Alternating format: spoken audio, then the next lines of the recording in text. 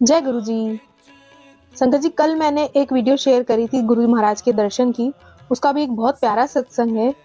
सितंबर में मुझे बहुत ज्यादा लिम्फ नोड्स की प्रॉब्लम हो गई थी। मेरे नेक पर बहुत सारी लिम्फ नोड्स स्वेल हो गई थी और उसका भी एक कारण है कि मैंने सोचा था गुरु महाराज मिल गए तो कुछ बुरा नहीं होगा। तो ऐसा नहीं होता है, कष्ट तो हमारे जीवन का एक पार्ट है। मैंने अपनी खुद की एनर्जी ब्लॉक कर ली थी सोच से। तो गुरु महाराज ने उस वक्त में मुझे इतना संभाला। मेरे हस्बैंड भी बाहर थे, तब गुजरात थे, बच्चों की एग्जाम चल रही थी और दिवाली थी, हमने सफाइयां निकाल ली और मेरी कमर में जर्क आ गया, चुक पड़ गई थी और साथ में मेरे नेक में गिठाने हो रही थी, लिम्फ नोड स्वेल हो रही थी। सोची जो ऊपर दिख रही इतनी मोटी मोटी, वो अंदर कितनी सारी होंगी।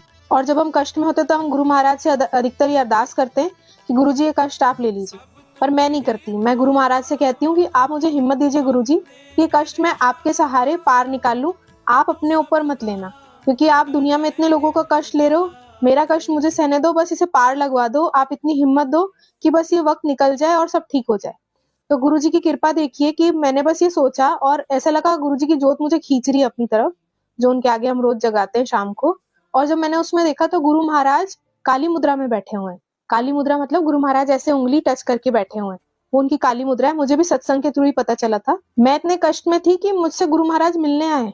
वो जोत मुझे ऐसे खींच रही थी कि जैसे उसमें कुछ है। और जब देखा तो वीडियो बनाई, फिर मैंने कि अरे उसमें गुरुजी बैठे हुए हैं, और मुझे नहीं पता था काली मुद्रा होती है। फिर मुझे 1-2 दिन बाद किसी संगत का सत्संग आया कि इस मुद्रा को काली मुद्रा कहते हैं, जिसमें गुरुजी उसमें बैठे।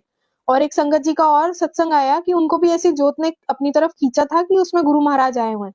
तो गुरुजी हर चीज का आपको प्रैक्टिकली आंसर देते हैं कि आपके साथ जो हुआ वो गुरुजी करते हैं। और आप उनसे सिर्फ भाव सच्चा रख के उनसे जुड़िए, उनका नाम जप करिए, उनको याद करिए। ये अरदास ना करें कि आप हमारे कष्ट ले लीजिए, आप ऐसा करिए, क्योंकि भगवान कितना अपने ऊपर लेंगे। गुरुजी कहते ही हैं कि मैं 10 साल दिल्ली में आके इतने कष्ट लेके मुझे भी जल्दी ये शरीर छोड़ के जाना पड़ रहा है। तो हम ये गलती ना करें जो आप महाराज से जुड़ रहे हैं, जिनके लिए वो भगवान है, वाकई में इतने बड़े गुरु हैं, धरती पर आए हैं शिव। तो हम उन्हें कष्ट ना देकर उनसे बोले हमें शक्ति दें और आप पार लगाइए। वो कष्ट वो वाकई में बहुत हल्के करके निकाल देते हैं, पर हम उन्हें ना परेशान करें कि आप हमारे कष्ट लीजिए। तो गुरुजी को बस हर टाइम याद रखिए, वो इतने प्यार से मिलने आते हैं। मतलब मुझे तो ऐसा लगा कि मैं इतने कष्ट में थी कि मुझसे भगवान मिलने आ गए फिर से। तो गुरुजी को लख-लख शुक्राना। आप गुरुजी को बस प्यार करिए, भाव सच्चा रखिए, अंदर का भांडा साफ रखिए, हर पल मंत्र जाप करिए।